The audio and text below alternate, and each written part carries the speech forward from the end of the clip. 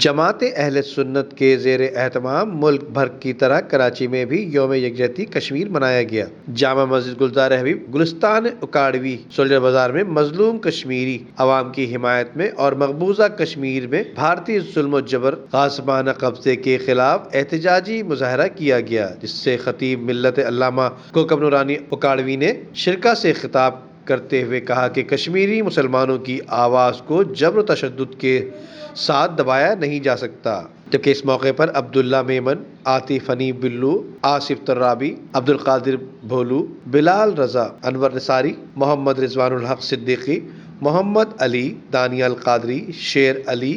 Video کو like کر کے فیس بک اور واٹس ایپ کے ذریعے دوسرے لوگوں کے ساتھ شیئر کیجیے اور ایسی ہی خوبصورت ویڈیوز فیوچر میں حاصل کرنے کے لیے ریڈ بٹن پر کلک کر کے اور بیل آئیکن کو پریس کر کے ہم سب کے سبسکرائبر بننا مت بھولیے۔